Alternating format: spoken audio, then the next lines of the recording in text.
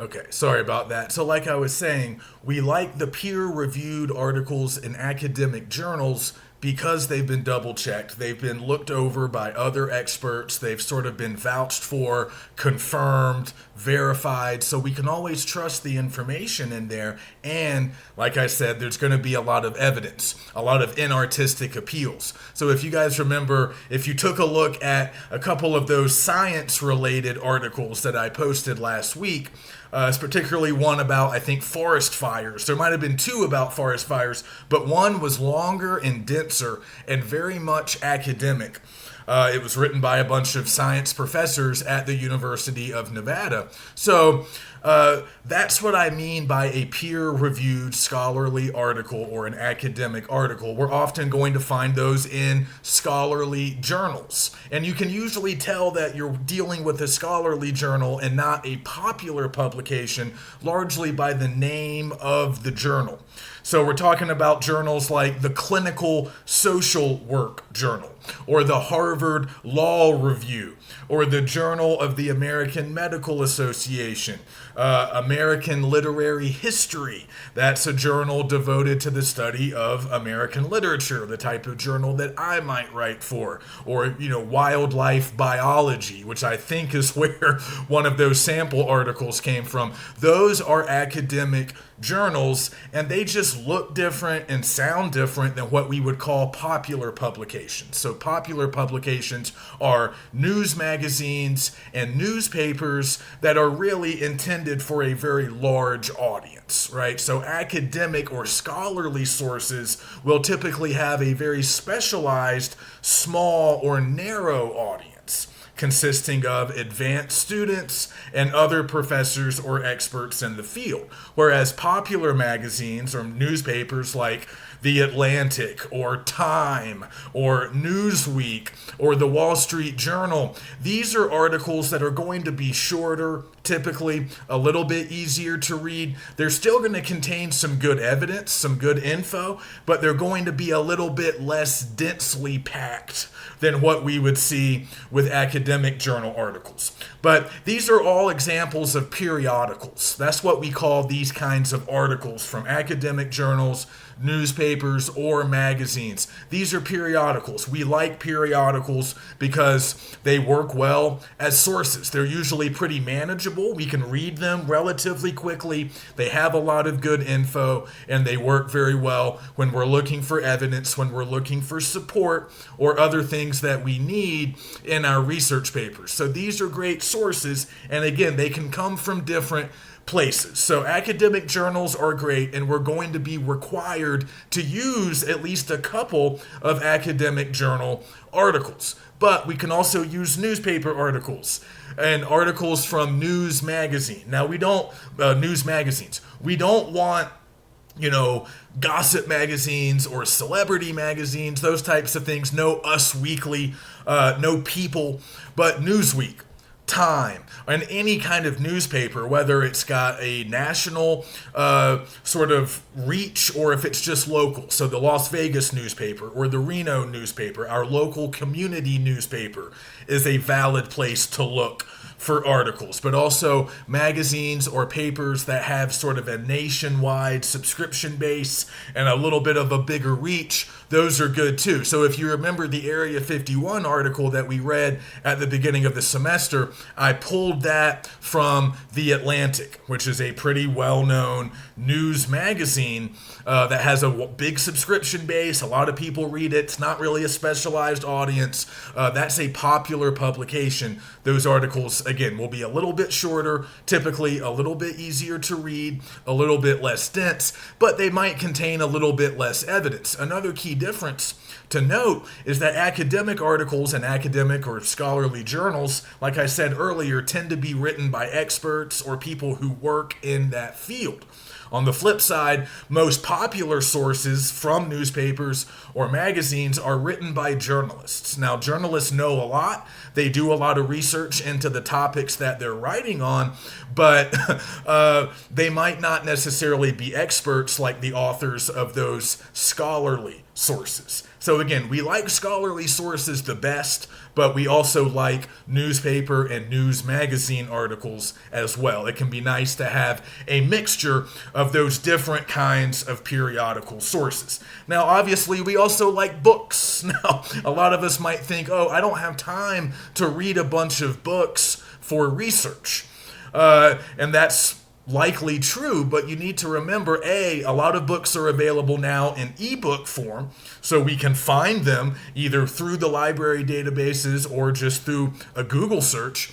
And also, we don't necessarily have to read the entire book in order to use it as a source. So, frequently we can just use individual chapters from a book if the book looks like it will be useful, if the book gives us important information or perspective on our topic. Look at the table of contents. Before you commit to using that book, take a look at the table of contents. Look at what each individual chapter is about. And then you might be able to decide, okay, I want the 3rd chapter. That looks valuable. Maybe the 7th chapter as well, but I don't need the rest of the book. So you might just be able to use those chapters, and they can also work well as sources. Sometimes book chapters work in a very similar way to periodicals. Sometimes they're roughly the same length as a newspaper article or even a journal article, and you can use those chapters in the same kind of way. All right, but of course, if the book's relatively short and you just like it, you want to read it, you can always use an entire book as a source as well. Students typically don't use a lot of books, but you are going to stumble upon encyclopedias, other kinds of reference books, anthologies that contain a lot of different stuff. And again, when you come across those, you might find a chapter, a section that's valuable, and you don't necessarily have to use the entire book. Okay, and that brings us to websites. And I know websites are often a very popular type of source to use because they are easy to find, easy to use. So I don't ban websites. I just think, generally speaking, they're not as good as books or articles. And if we are going to use websites, we need to use the right kind. We need to make sure that we're using reliable information. And there are a lot of different kinds of websites. They are not all created equal. So if we are going to use some websites, let's pay attention to the ending of these web addresses and make sure that we're using the right kinds of sites. So typically, and I say this in the Week 5 overview, we like edus, we like .govs, and we like orgs, O-R-Gs, because those are the most reliable types of websites, and we know that because of where they come from, because of who creates them. So edus typically come from colleges, universities, other institutions of higher learning. So we can normally trust the information we find there. .govs, those typically come from government agencies. Now, I understand that we might not always trust schools or the government, but the information that we find in these places will typically be reliable and credible. Again, with government agencies, they're not usually highly politicized, like not the kinds of agencies that we will be using typically in research. We're going to be using agencies like the Department of Agriculture or the Department of transportation, and typically these types of organizations don't have a real right or left slant. They're just putting information out there for the public, so we can usually trust it. And then finally, .orgs. The org is short for organization. These typically are nonprofit organizations. So they're not trying to sell you anything. They're not really trying to turn a profit.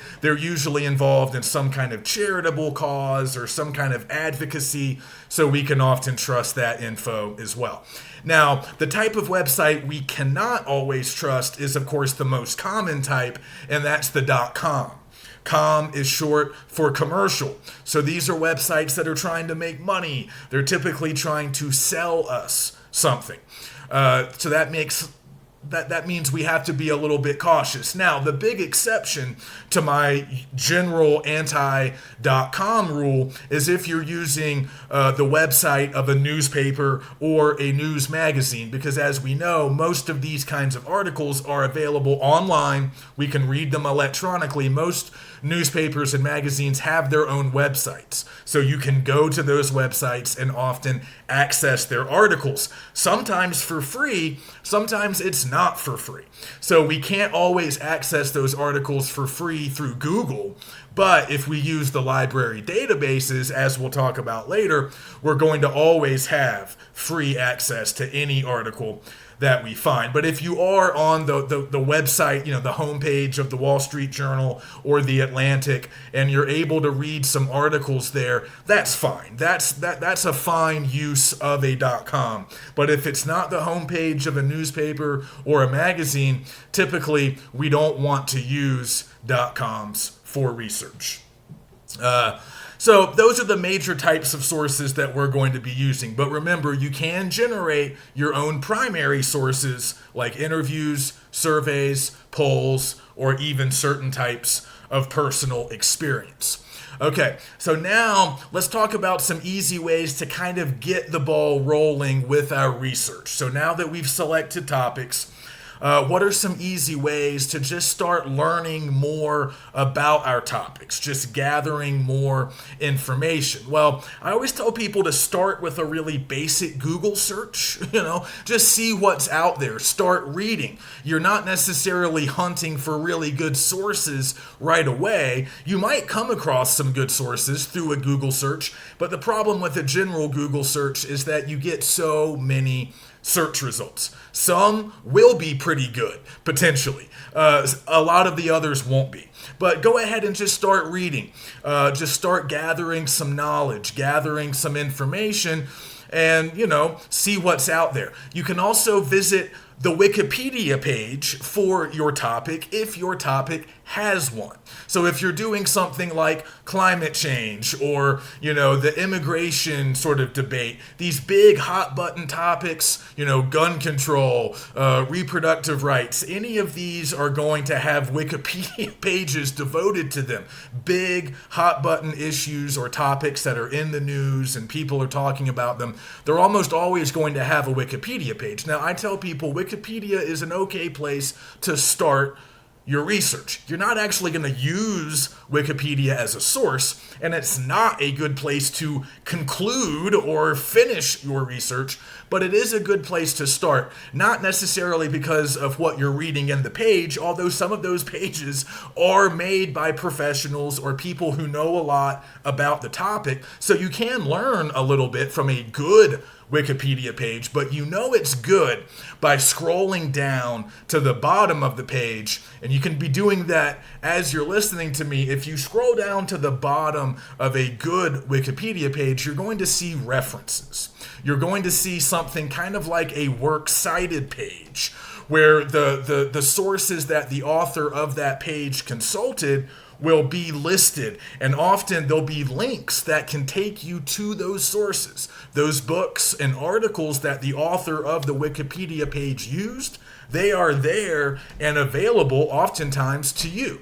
Now, this is a little bit hit and miss, just like a regular Google search, because some of those links will work and they'll take you to maybe a website where you can read some of these sources, some of the original sources that are being cited in that Wikipedia page. In other cases, you might even be able to access PDFs of some of these articles. You might, visit a site where you can actually read the book or the article right there. But for every one or two times that happens, you'll get another couple of times where you hit a paywall. So you'll follow some of those links in the reference section, and you'll end up on some site where you can maybe read like a summary of the article, but if you want to get the full text of the article, you have to pay money. And a lot of you might have been there before for previous classes, and you should not spend any money for any of your outside sources. There's no need to, because we have access to all of that, or at least the majority of it, through our library databases, and it will always be free.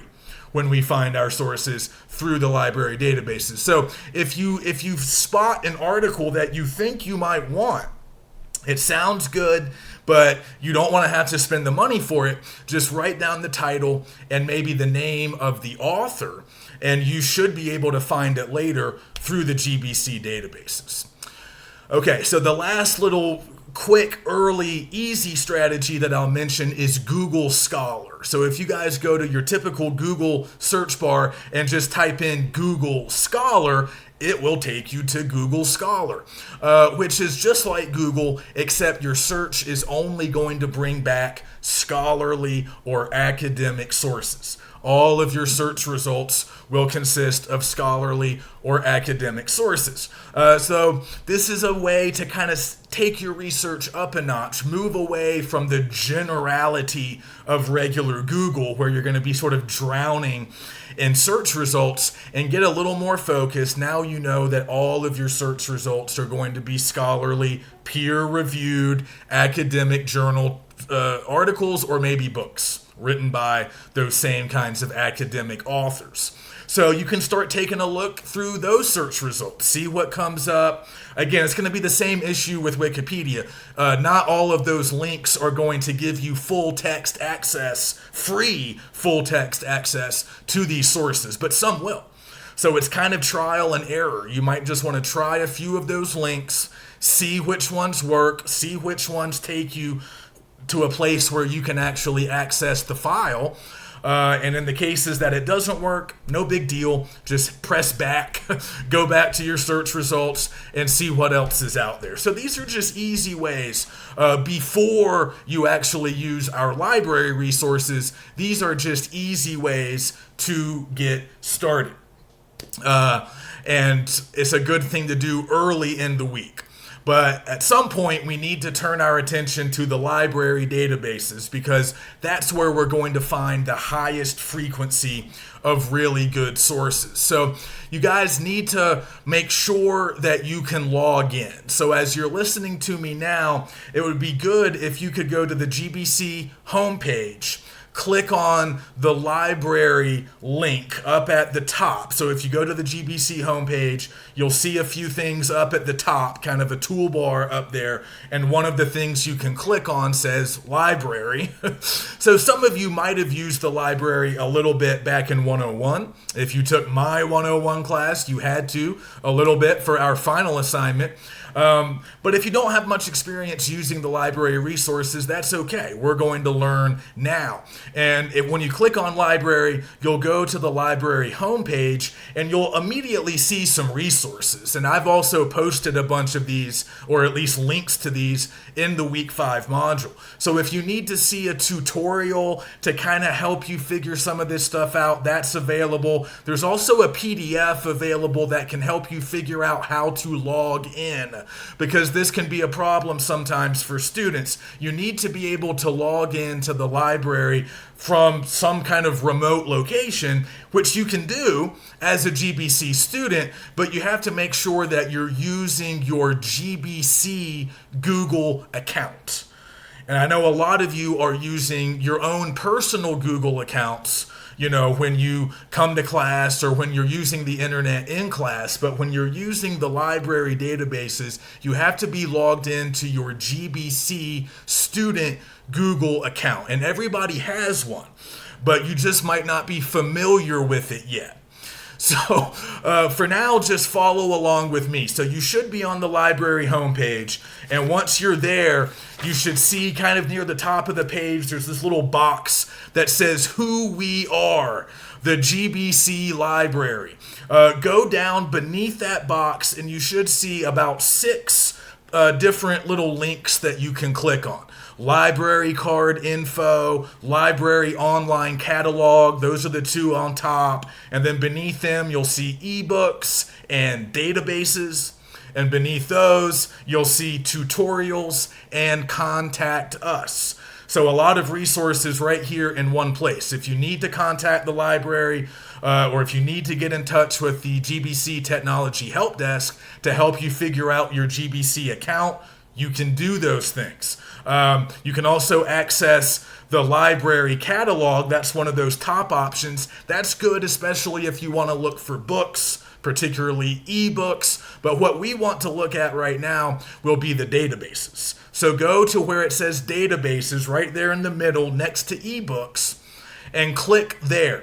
And that will take you to a new page. And on that page, at the top of the page, it says important information on accessing databases. Please read. So please read that stuff. I don't need to read it to you, but they're telling you what I just said, which is if you want to gain access to the databases, you have to be using the Google account, your Google account username from GBC.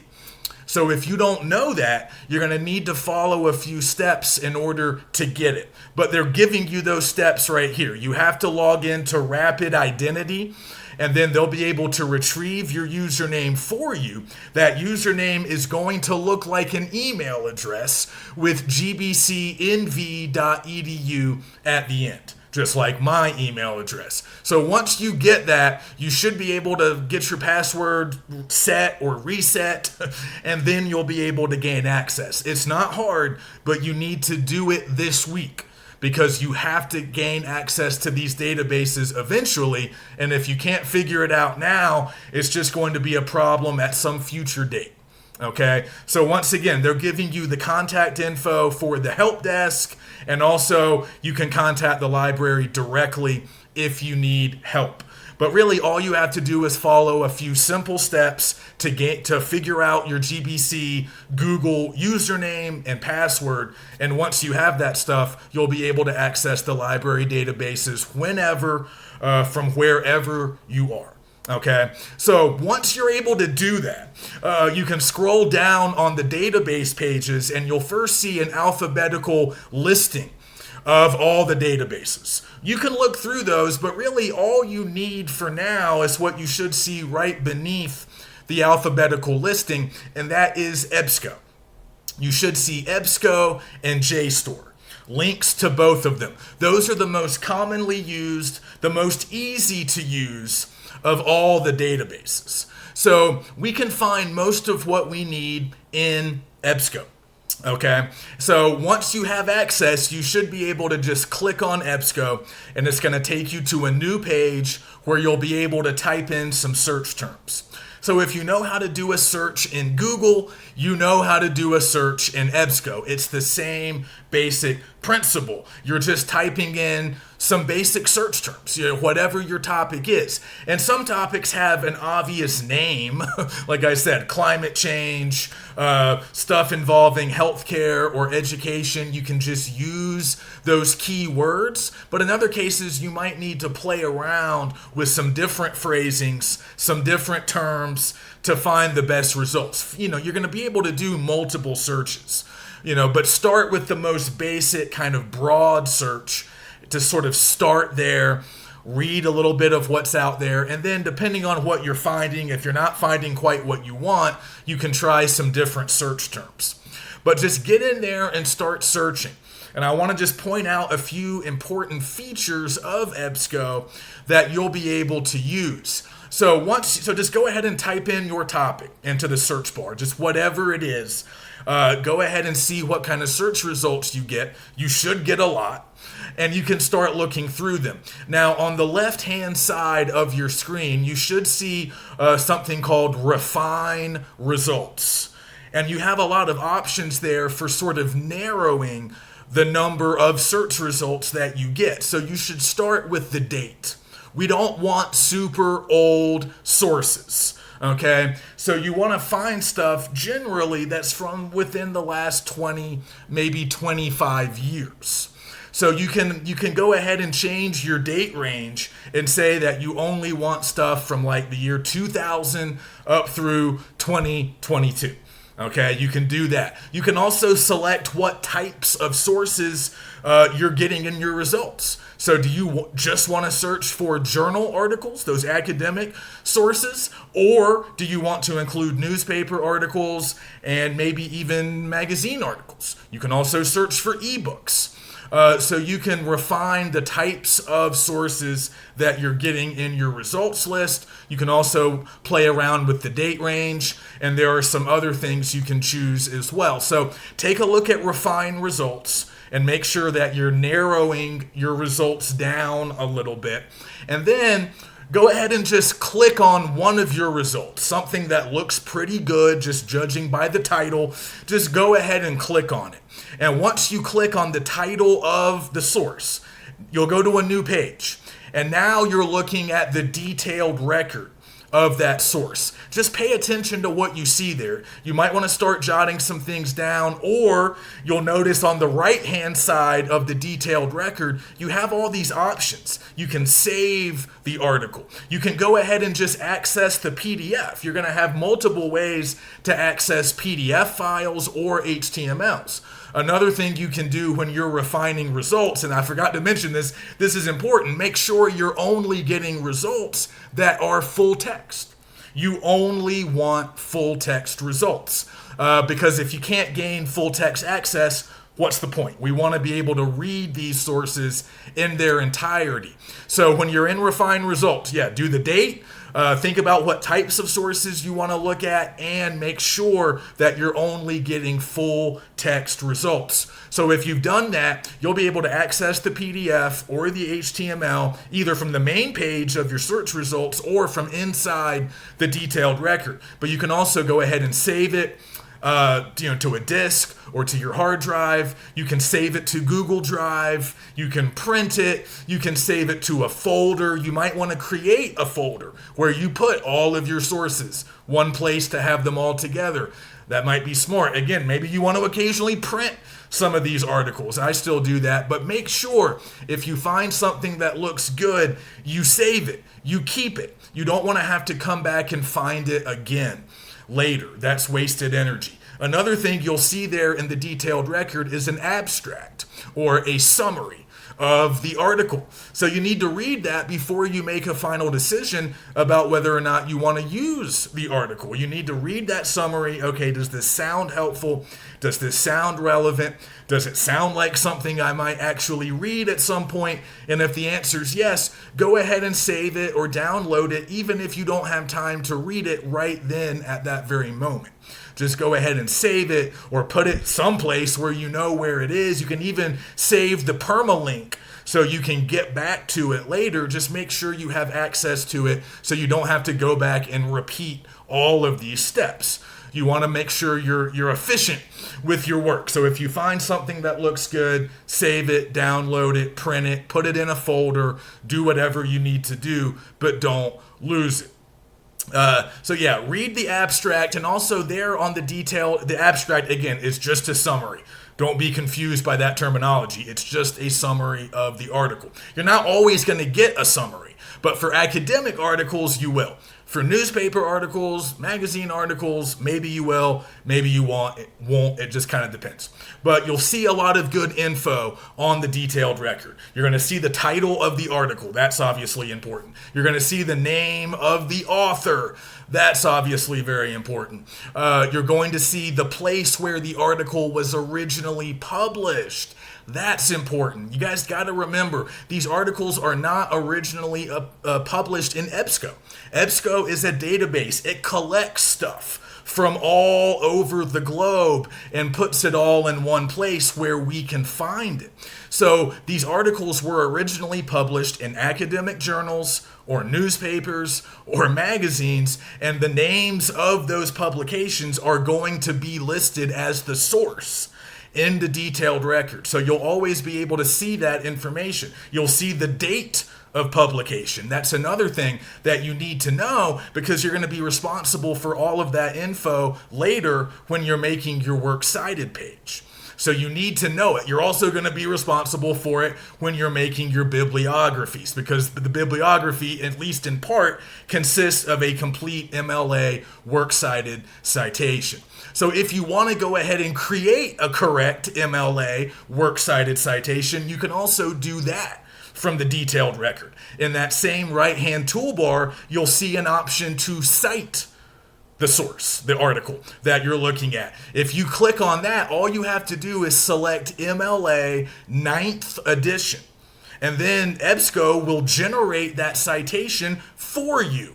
You just need to make sure you're picking MLA 9th edition. We always use MLA in English class, and we're currently on the 9th edition. That is our citation style. We don't use APA. We don't use Chicago. We don't use anything else. It's always MLA. So as long as you can remember that, EBSCO can basically do the citations for you. So there's a lot there. Just spend some time looking around, look at some of your search results, and like I said, if you're not thrilled with those results, try some additional searches. Try some different search terms. But by the end of this week, we need 4 sources that we feel pretty good about, that we feel like we might be able to use later on the research paper. You're not necessarily married to them. You can always change your mind, but we want to find some stuff now that we can use later. So start with Google, but graduate to the library databases by later in the week. Use EBSCO. You can also use JSTOR. You can also check out that alphabetical listing of databases and use some other ones because we have a bunch. If you want films, documentaries, news programs, I forgot to mention those earlier, but that's another type of source that we can use. They work just like articles or books. You can go to Films on Demand. You can go to the F in alphabetical listing. That's our only F database. So you can find films there.